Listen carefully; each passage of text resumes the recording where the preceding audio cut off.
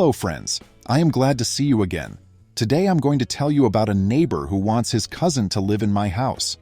I have no idea why I always get the strangest neighbors, but for some reason, I seem to attract the sort of people who believe my house is an extension of their own property. Let me go back a bit and explain how I ended up living on the outskirts of a small town, in a cozy house right by the forest. When my wife and I got married, we both agreed we wanted a place where we could be in touch with nature, have ample space for family gatherings, and generally enjoy some peace and quiet away from the constant rush of a dense city. Our property is about a 15-minute drive from the town center. It's nothing extravagant, but it's big enough to accommodate us, our future kids, if we ever decide to expand the family, and the occasional gathering of friends and relatives. Over the last 2 years, we've gradually adapted to the slower pace.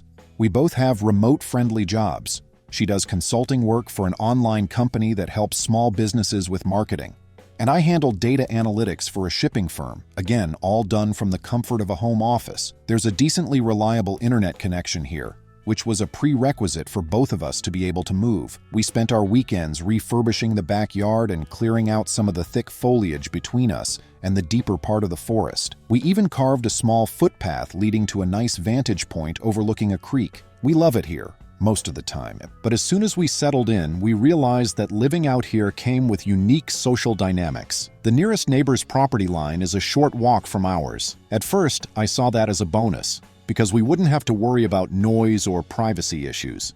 However, it turned out that quiet and comfortable was just on the surface. My closest neighbor, let's call him Alden, has an uncanny knack for stepping over boundaries. He's a middle-aged man who has lived in this area his whole life. He frequently claims he has down-home values and expects everyone else to follow them in a manner that fits his personal interpretation. I don't want to paint him as a one-dimensional villain. At times, he can be pleasant, offering help when a storm knocked out some branches near our driveway. Yet he also has this sense of entitlement about how everyone in this neighborhood should behave, and that everyone should bend to his will because, in his eyes, that's how neighborly folks are supposed to act. The story I'm about to share happened rather recently and still makes me cringe. It all started about 3 weeks before my mother's birthday. My mother was turning a milestone age, big enough that family was flying in from across the country. My wife and I were planning to host my mom's surprise party on our property, complete with a cookout in the backyard and a big get-together inside the house if the weather turned nasty. My wife's family also wanted to come and honor my mother. They're quite close, which is wonderful. So we knew we would have a full house. We made arrangements for who would sleep where. Thankfully, our house has 3 bedrooms, plus a finished basement that can double as a sleeping area, though it's not the most comfortable. We also have 2 large couches, and we had borrowed an air mattress from a friend in town. Altogether, we could host quite a few people in a pinch. We had planned meticulously for the arrival of my cousins, my uncle, my wife's parents, plus some other relatives who wanted to be close at hand for the weekend festivities. The plan was to set them up all around the house, as this was an important event, and we wanted to keep the entire family together for convenience and bonding time. About 4 days before the birthday party, I was doing some yard work. My wife and I were replanting a few shrubs along the wooden fence near the road to make the entrance to our property look a bit nicer. Suddenly, Alden showed up. He sauntered toward us with a big grin that already made me uneasy, because usually, if Alden was grinning like that, it meant he was about to ask for a favor or demand one. He wore his typical attire, an old, slightly stained t-shirt tucked into jeans, heavy boots, and a baseball cap that had definitely seen better days. I looked up and gave him a wave, suspecting he had something on his mind. "Hi, Alden," I said, keeping it polite, just the way I always do. "How's it going?" my wife asked, standing up and dusting dirt off her gloves. Alden nodded at both of us. "Good, good. Hey, so I got a question for y'all." He paused, clearing his throat. "My cousin Dean is visiting for a few days. Actually, I just got word last night that he's arriving first thing in the morning. Didn't know he was coming until now. Problem is, my place is kind of cramped and I don't exactly have a free room." My wife and I exchanged a knowing look. We both braced for what might be coming next. "Oh," I said, "that's unfortunate.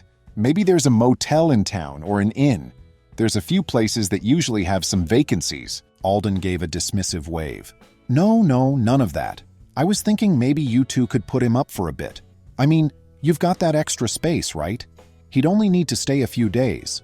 And, well, you wouldn't want a good person left out in the cold, would you?" Inside, my stomach clenched. I didn't like the feeling of being guilt-tripped. My wife gave me a sidelong glance that said, "Handle this carefully." The timing was terrible. We already had so many people coming over for my mother's birthday that we'd have to shuffle sleeping arrangements just to fit everyone. I tried to offer a diplomatic response. "Alden, I appreciate that you trust us with your cousin. But the thing is, I've got a lot of family coming over. My mother's having a significant birthday celebration, and we won't have a spare room. We'll be booking every possible corner of the house with our own relatives." He furrowed his brow, as though he'd expected me to jump at the opportunity to host someone I'd never even met. "What do you mean you don't have a spare room? Your house is plenty big." "That's true," I said, "but it's fully booked, I promise. People will be taking up both of the guest rooms, the basement, the living room. It's going to be crowded." Alden wasn't having it. His tone changed in an instant. "You can't refuse to help," he said, wagging his finger. "What kind of a decent person would leave another decent person out of a place to stay? He's come a long way, you see. He's driving up from several states away to see me. How am I supposed to turn him away? I'd be a bad host, and that's not how we do things here, especially not neighbors." Now, under normal circumstances, I might have tried to compromise in some fashion, but I was already feeling pressured, and the entire argument that we have to do it or we're not decent people rubbed me the wrong way. I tried to be polite regardless. "With all due respect, we just can't take in another guest, especially not an unexpected one at the last minute. Like I said, we have all these relatives visiting from out of state for my mother's birthday party.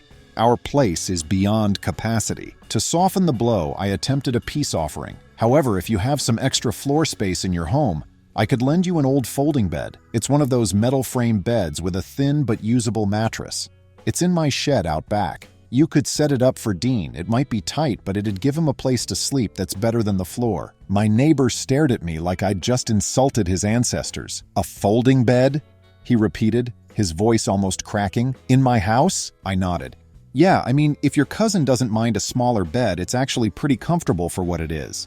I've used it in the past when hosting extra people. We just can't fit him on our property right now. There's absolutely no space." Alden looked me dead in the eye. "If you're making such a disrespectful offer, maybe you should put that folding bed in your house and let him stay there." His voice dripped with sarcasm and offense. "Because I sure as daylight won't disrespect my own family by making them sleep on that." That was the moment I realized the conversation was no longer rational. He was offended by my attempt to help, but was also basically demanding that I let his cousin stay in my house. It made no sense, and I was beyond frustrated. So I told him as calmly as I could, "Look, I can't help you this time, Alden. Maybe there's something else you can do, like get an air mattress or rent a place in town. But we're at capacity, plain and simple. I'm sorry, that's just how it is." Alden's face turned a bright shade of red and I could see him clench his jaw. "We'll see about that," he said, in a very ominous tone. Then he stomped off, leaving me and my wife standing there, feeling both rattled and a bit annoyed. A few hours later, I was inside checking the living room layout, figuring out how to position couches and the air mattress for our incoming guests. My phone buzzed. It was a text from Alden. "I have a right to expect my neighbor to help me out in my time of need. I'm telling Dean you'll be giving him a place to stay. He's arriving tomorrow." I decided not to reply. I mean, what was there to say? I'd already politely declined. I wasn't about to get into a text war about it. My wife was worried. "He won't actually send his cousin to our doorstep, right?" she asked. "I mean, you told him no." I shrugged. "I hope not, but he's pretty stubborn. We'll have to keep an eye out. Worst case, we just have to be firm and say no again if the cousin shows up. We have the legal right to refuse them. This is our property."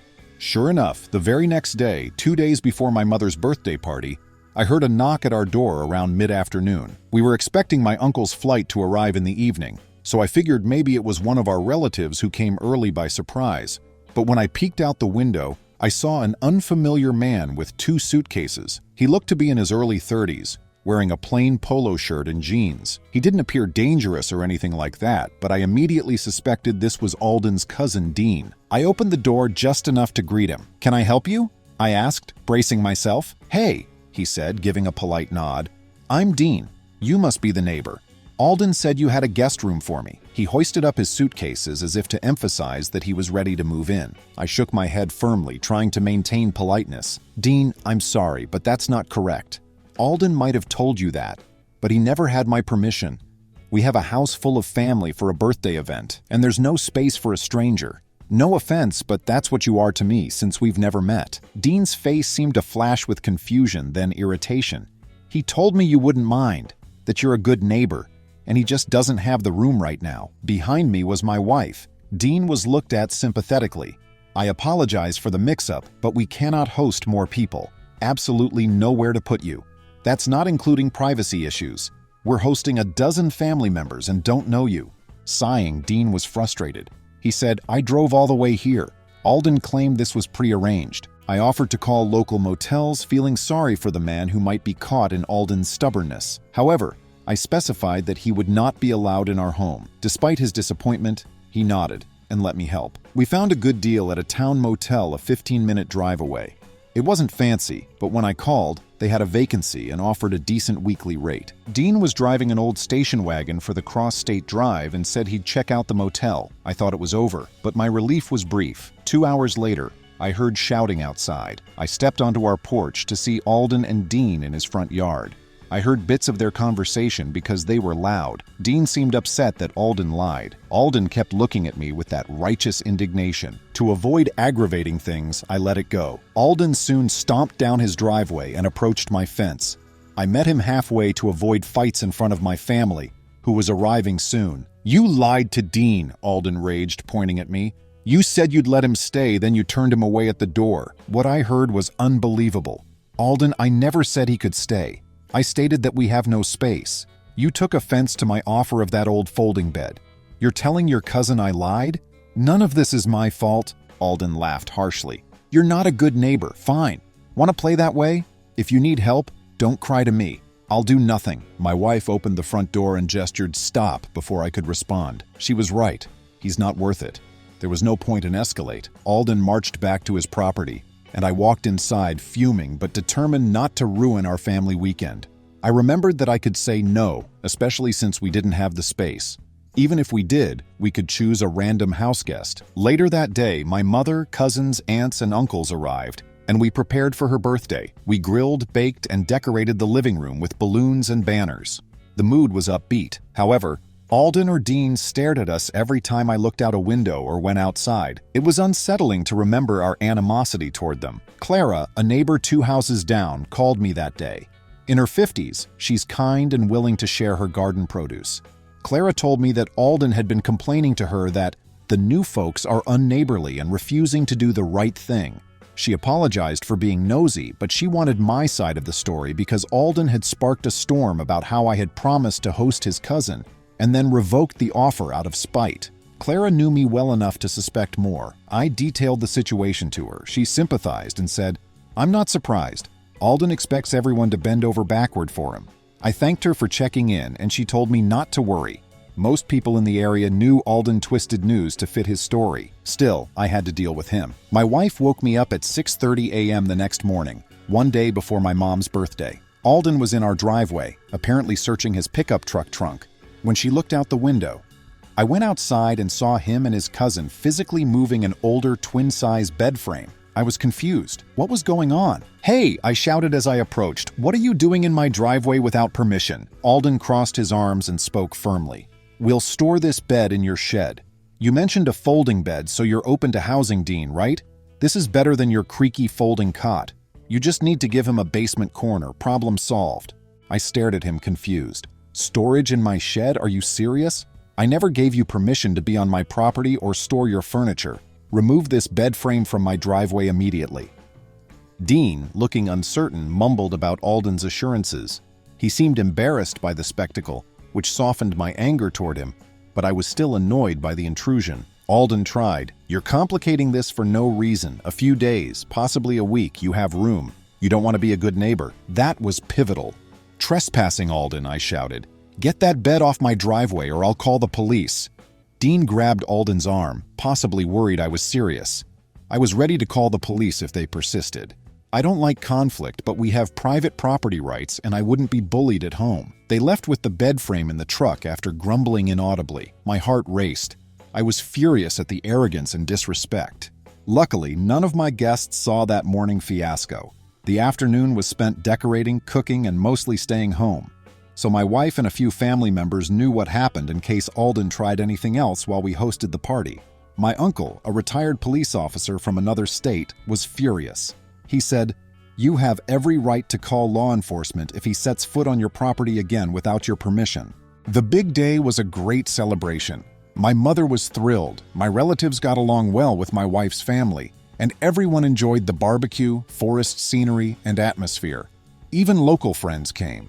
The day went by without Alden interrupting us. He may have gotten the hint, so I relaxed. However, after everyone went to bed, I heard a rattling noise by one of our back windows. I was still cleaning the kitchen at almost midnight. I thought an animal was outside, so I turned on the back floodlight. Movement near the tree line occurred then. As I approached the window, I saw a figure running away. Pretty sure it was Alden or Dean. I immediately locked our doors and checked for problems. The next morning, my uncle and I walked the perimeter and found footprints near our back windows. Though nothing was stolen or damaged, it was unsettling to suspect snooping. By then, word had spread that Alden was upset with me, so I suspected he was gathering evidence or scaring me. Maybe he wanted an easy way to say I was doing something illegal. He probably thought finding something suspicious would blackmail me into letting Dean stay. The whole thing was ridiculous. I'd had enough. I drove to the county sheriff's office to explain the situation after talking to my uncle. They suggested I get a restraining order if I could prove trespassing or harassment. It could be difficult to prove since the property line was ambiguous near the forest edge, and I didn't have a clear photo or video. However, they promised to send a deputy to speak with Alden and remind him that trespassing on private property could be penalized. When the deputy arrived, Alden was furious. He later told Clara, our neighbor and friend, that he was trying to make sure his cousin was being treated fairly and that big city folks, me, were abusing the system. Clara advised me not to worry. Alden was always full of drama and tall tales. Still, it was nice to have the police gently warn him that his antics would backfire. My family celebrated and had fun for several days. By the following weekend, most left. My mother, celebrating her birthday, stayed longer. Dean stayed at the motel, and though I saw him on Alden's property, he never bothered me again. He probably realized Alden had awkwardly placed him. Eventually, I felt sorry for him. I thought that was it, but Alden got petty again. He reportedly complained to the local zoning board. He said I was running an event center or commercial lodging out of my house due to all the cars and party guests. Obviously not. This was a private birthday party. However, the zoning board had to investigate. An official notified me of a code violation complaint by mail. Inspections had to be scheduled. You can imagine my outrage that Alden went this far. At the inspection, the official was polite as I explained the situation. "I'm not running a business. I had family over for my birthday. Here's the invitation, some photos of the event, and the party records if you need them." The official seemed satisfied and said he saw no wrongdoing. He wrote a brief report confirming my clearance and telling me that was it. It ate up my time, though. I was annoyed but relieved to have a record proving I wasn't breaking any rules. I would have proof if Alden repeated this stunt. Alden finally got his due. Clara stopped by a few weeks after the drama to talk. According to her conversations with Dean, he had been sleeping on Alden's couch and sometimes in a half-finished spare room. Dean told Clara that Alden insisted he stay with him to prove a point. Even though Dean offered to pay for the motel, Alden wanted to keep up appearances that we were in the wrong. The whole space shortage fiasco was a lie. Alden wanted to force me for reasons I don't understand. Maybe to prove he could call the shots. What if I broke under pressure? Not only that, Clara claimed Alden had been doing some questionable things on his property. He burned old paint cans and rubber tires in his backyard and collected rusted car parts for unknown reasons. Clara and other neighbors warned him about local waste disposal regulations, but he ignored them. After all the drama he caused, Clara and others seemed in no mood to be lenient. They informed local environmental and safety authorities of his potentially illegal disposal methods. The official who visited me soon turned to Alden. The official reportedly received a tip from a neighbor who was tired of the noxious fumes and black smoke drifting across the property lines on breezy days. Alden was found guilty of open burning and improper hazardous waste disposal after an inspector photographed the burned debris. Alden was fined heavily and had to pay a professional to remove the contaminated soil. My boasts about being a bad neighbor suddenly faded. I didn't like seeing him get in trouble for something unrelated to the fight. However, it felt poetic justice that his attempt to trouble me backfired. This could have been avoided if he had respected my property from the start.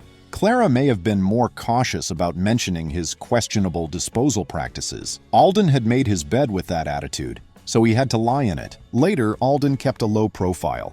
I saw him occasionally, and he no longer looked me in the eye with smugness. Dean stayed a while longer, but I saw his station wagon packed up and waved at me before driving away. I waved back, wishing him well since he seemed like a good guy in a strange situation. To conclude this saga, Alden had the nerve to visit 2 weeks later. He approached me sheepishly while I was collecting letters at the mailbox. He swallowed and said, "Hey, I got some leftover wood from a project. You can have some extra firewood." I stared at him, unsure if he was fixing fences or hiding a catch, but I didn't want to involve him again. "No thanks," I said politely but firmly. "We're all stocked up for the season. Final." He nodded and left, leaving me wondering if that was an apology. With Alden, it could have been. I wasn't interested in returning. He showed no respect for my property or family celebrations. We've kept a friendly distance for months. I installed security cameras around my house to document any future trespassing or harassment, not out of paranoia. After his antics, my wife supported that decision. Until now, everything has been quiet. Dean never came back, and Alden mostly ignores us, only nodding when we pass in or out of our driveways. I approve of that arrangement. I sometimes think about how strange it was for him to expect me to house a cousin I'd never met when I said I had no room. To politely request help is one thing. Neighbors should help each other when possible. But demanding it, twisting the truth, showing up uninvited, trying to store furniture on my property, and then slandering me in the community when I refuse is another matter. He apparently could host Dean in his home or pay for his motel stay. Some people can't stand hearing no, but we need to be able to use it to protect our home, privacy, and right to decide who enters. That day, Alden may have learned that you can't make others accommodate your poor planning. I gained confidence in my instincts. When someone crosses your boundaries, you must stand firm. Life goes on. Our forest side home is nice. I always tell friends and family about the neighbor who tried to force his cousin into our spare room when we entertain. It's become a family joke, but it wasn't funny when we were there. My mother sometimes asks if we made peace with Alden, but I don't see a real friendship there. Be polite, but trust was broken. Dean and I met at the supermarket a few months later. I hadn't seen him since that awkward week he arrived at the motel. He was buying groceries, and we recognized each other in the produce aisle. I broke the tension. "Dean, how's it going?" I asked. He hesitantly half smiled and said he was returning to his home state. If the situation bothered me, he apologized. I assured him I had no resentments against him. He laughed and said, "I should have known my cousin would stir up trouble. I wasn't expecting such a mess." We shook hands, wished each other well, and left. That was my last conversation with Dean, and I felt he was as much a victim of Alden's stubbornness as I was. After that, life resumed. My wife and I continued volunteering at a small cultural center in town, helping organize an annual harvest festival. We also connected with some friendlier neighbors who appreciated that we stood up to Alden's bullying. Tyson and May, the neighbors across the street, invited us over for a game night and discovered we all like hiking in the forest. This forged a friendship. Clara and I have swapped homemade goods, and she checks in occasionally to see if we're okay. We strengthened community bonds despite Alden's negative effects. I occasionally see Alden out of the corner of my eye. He may mow his lawn or trim his hedges near our property fence. I've considered waving, but I usually don't. The line is thin. I don't want old drama resumed. I don't want to be a neighbor who holds grudges forever. Alden hasn't shown a genuine desire for reconciliation. He probably feels embarrassed by his fines. I also heard he'll sell some junk cars to cover costs. If that rumor is true, I hope it cleans up the backyard, which would benefit everyone given the smell and eyesore those heaps created. The main takeaway is that personal boundaries are necessary. We can say no, especially at home. If someone is trying to force you to give up your space or peace of mind, don't listen to them, no matter how friendly they sound. Good neighbors respect each other's boundaries, not twist arms in the name of kindness. If someone repeatedly crosses that line, you call the police, document the harassment, or ask other community members for help. Yes, I did that. I claimed household protection. The rule breaker was punished, not me. You don't always have to seek revenge. The other person's actions backfire. Alden punished himself by attracting attention to his property, which prompted authorities to investigate his questionable practices. He got a headache trying to show me how helpful neighbors are. Some who read or heard this story may think I should have let Dean stay, or found a better compromise. Who knows what Alden would have tried if I had let him beat me from the start? My biggest lesson was that standing my ground saved me from future conflicts and showed Alden that I'm not a pushover, especially when it comes to my family's safety. Our forest home is still great. My wife, mother, and extended family can now visit without drama. We have fresh air, quiet mornings except for birds chirping, and beautiful sunsets through the trees. As Alden heads into town, we occasionally hear his truck rumble. We mostly live in parallel worlds. He does his thing on his property, I do mine on mine, and we don't touch. That was the outcome. I don't regret not letting Alden's cousin move in. I stood up for my rights, offered a folding bed, and calmly left when it was deemed disrespectful. If someone sees disrespect in a simple attempt to help, that's on them. Ultimately, I never let them control me. Alden, by chance, was punished for his misdeeds. Life has strange ways of fixing things. Friends, thank you. See you soon.